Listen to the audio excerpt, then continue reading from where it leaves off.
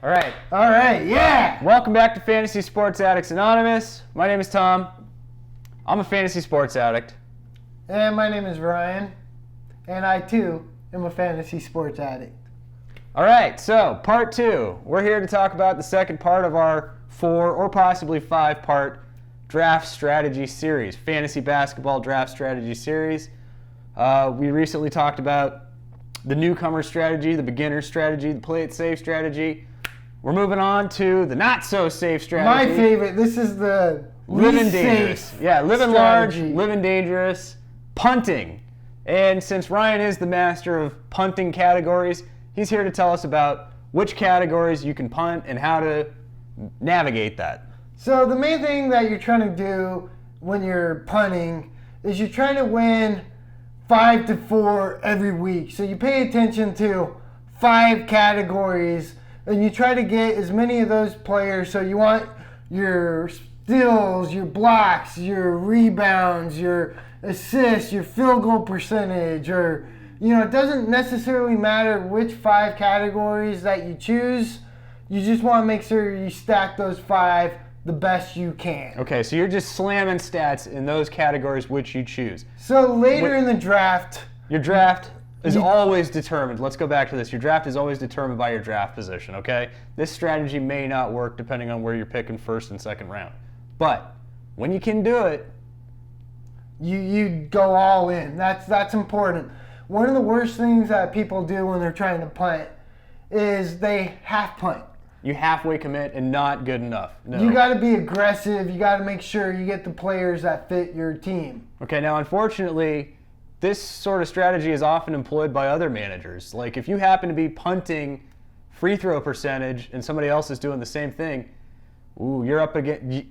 If you get caught and everybody's got equal amount, you two are doing the same thing, you're going to come up on the short end of the stick. So you got to be aggressive. You got to be aggressive. Right? You go all in. Because you figure someone got DeAndre Jordan, someone's got Hassan Whiteside, maybe someone else has Dwight Howard or Andre Drummond.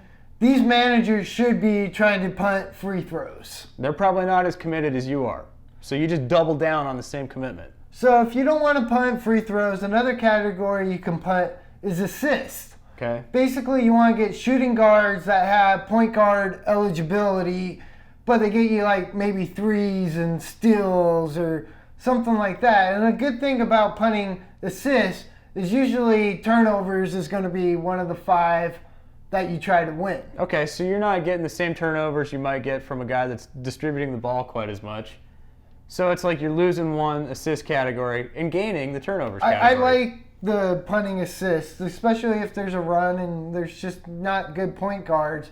Just give up on them altogether and punt them. And so then you got your high percentage guys, your guys that aren't necessarily having the ball in their hands that much.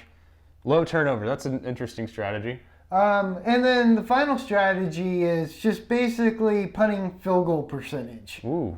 So let's say you got 3rd or 4th pick and you end up with the James Harden. Okay. Best thing you can do, get high free throw percentages and people that score and get you threes. So you can get your Monte Ellis, maybe take a flyer on a Kobe Bryant, Carmelo Anthony even. You want just players that shoot and score. Okay. And also for your bigs, you don't have to worry about high field goal percentage for bigs. So you can get kind of more of the face-up, high-volume shooters for your centers, and that helps your team out a lot. Softer bigs, again. Softer bigs. Okay, more of these soft bigs. Not my favorite, but all right, so I guess that's if you want to punt categories, win 6 to 5, 5 to 4 every week. It's pretty safe if you can nail it. You got to nail it down.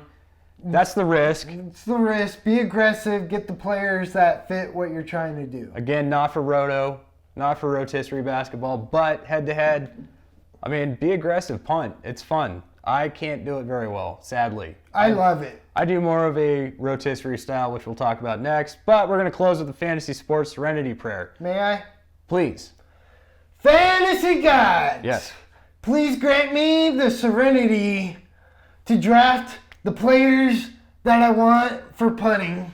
Okay. And the courage to reach to make sure I get those players. Okay. And the wisdom to trade for players that fit my team. Okay, I'm in. I'm in. Punting strategy, Punting fantasy gods. 101. All right, so check out our website, fantasysportsaddicts.com. Hit us up on Twitter at letter F, letter S, the word double, letter A at FSAA. Subscribe to our videos and give us a thumbs up. Woo! Also, leave a comment down below. We're happy to help you. Let us know if these draft strategies help you or if we're way off the mark. Maybe you have a different strategy. Let us know, please. All right. Thank you. Woo! Thanks for watching and good luck in your draft!